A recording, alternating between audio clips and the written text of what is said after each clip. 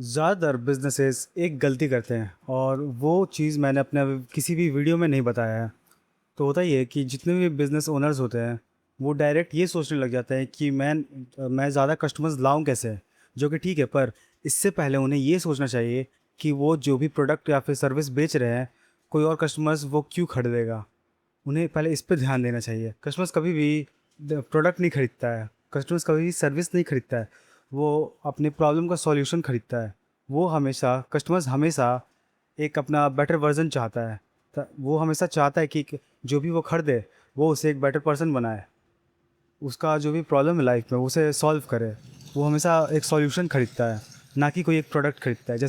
जैसे कि अगर कोई कस्टमर ड्रिल मशीन खरीदता है तो एक्चुअली में वो ड्रिल मशीन नहीं खरीद रहा होता है, उसे उसका ज़रूरत होता है ताकि वो दीवार में होल बना सके और उसके ऊपर कुछ टांग सके, कुछ वहाँ पे कर सके, कोई फ़ोटो फ्रेम टांग सके। तो उसका जो रियल नीड होता है कि उसे फ़ोटो फ्रेम टांगना होता है, फिर कुछ और वहाँ पे करना होता है, उसके लिए उसे प्रोडक्ट का ज़रूरत पड़ता है। तो आपको पहले मेन चीज़ इस चीज़ पे फोकस करना चाहिए कि एक्चुअली में कस्टमर्स को चाहिए क्या। अब इस चीज़ का एक फ़ॉर्मूला होता है, काफ़ी यूनिवर्सल फ़ॉर्मूला, ये हर जगह अप्लाई होता है।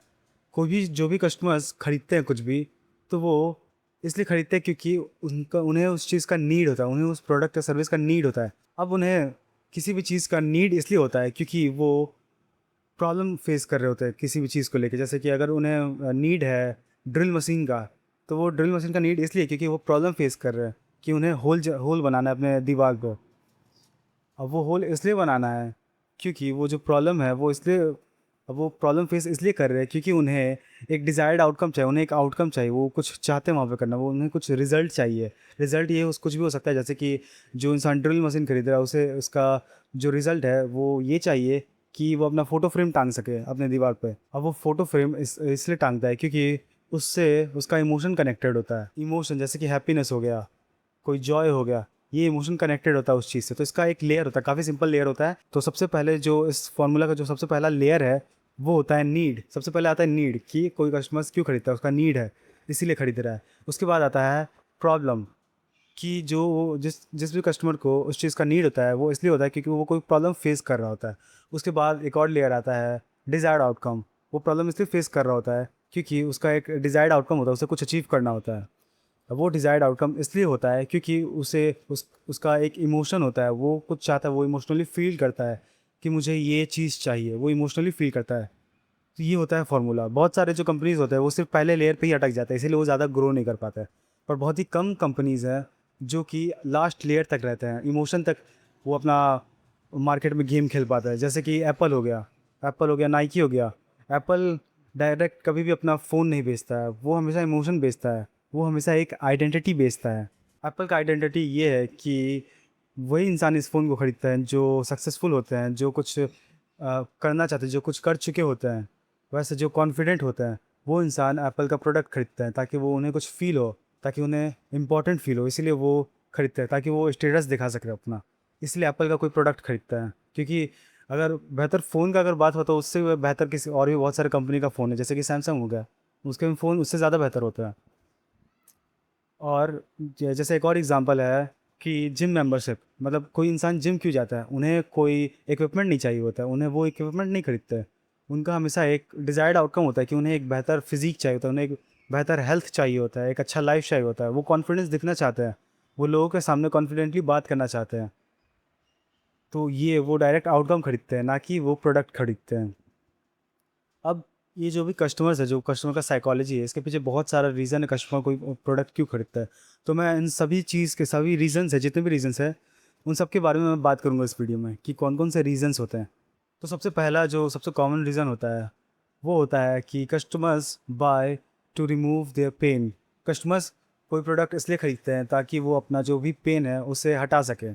फॉर एग्ज़ाम्पल, अगर कोई हेल्थ इशू हो जाता है, आपको अगर अचानक से मान लो कोई सर्जरी कराना होता है, तो उसके लिए आप कोई भी कितने भी पैसा देने के लिए तैयार हो जाओगे। आप सोचोगे नहीं कि यार ये बहुत ज़्यादा महंगा है या फिर कितना सस्ता है। अगर मान लो आपका हाथ टूट जाता है, आपको सर्जरी कराना होगा वहाँ पे, तो आपको ज़्यादा सोचना नहीं होगा, आप जाओगे सीधा हॉस्पिटल में, पैसा दोगे, आप अपना सर्जरी कराओगे।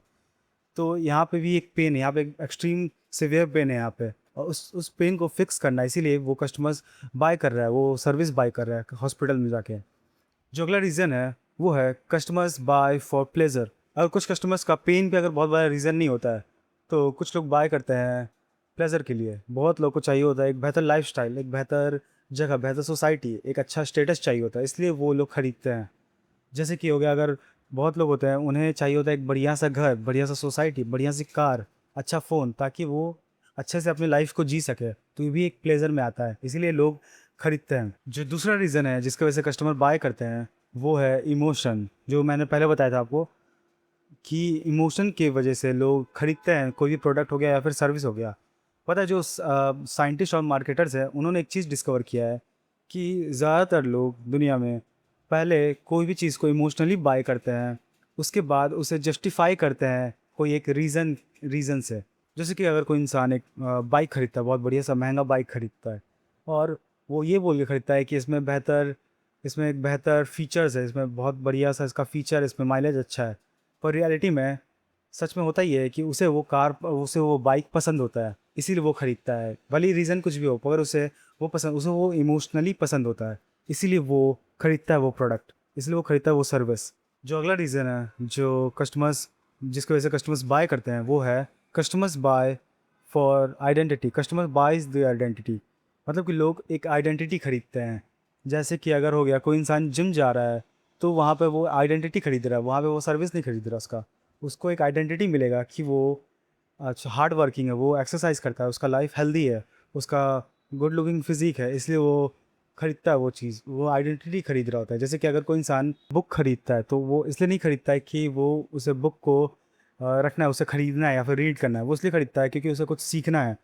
वो एक आइडेंटिटी है कि वो इंसान लर्नर है, वो सीखता है, इस वो एक आइडेंटिटी खरीदता है। जो अगला रीज़न है, ये बहुत इंपॉर्टेंट रीज़न है, वो ये है कि कस्टमर्स बाय ट्रस्ट।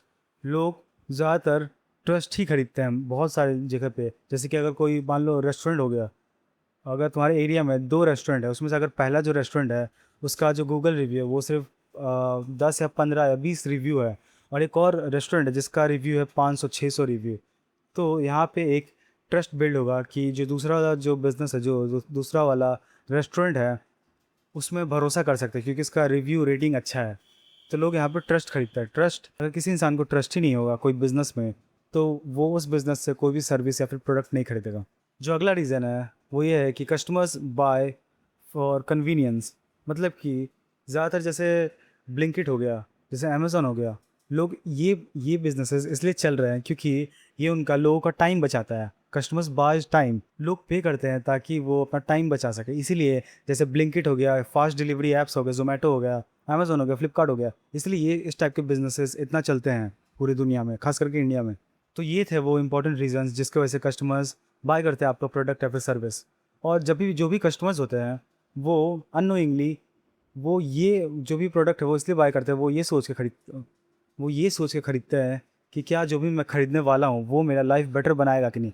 अगर आप इस क्वेश्चन का अगर आप जवाब दे देते हो, तो आपका प्रोडक्ट बढ़िया है, तो आपका प्रोडक्ट ज़रूर चलेगा। हमेशा ये सवाल पूछने से पहले कि मैं ज़्यादा कस्टमर्स कैसे लाऊं अपने बिज़नेस के लिए, सबसे पहले ये सवाल पूछो कि क्यों कस्टमर्स मेरा जो प्रोडक्ट है, सर्विस है, वो ख़रीदना चाहेंगे। इस सवाल का अगर आप जवाब दे दिए, तो आपका प्रोडक्ट ज़रूर बिकेगा, आपका सर्विस ज़रूर बिकेगा।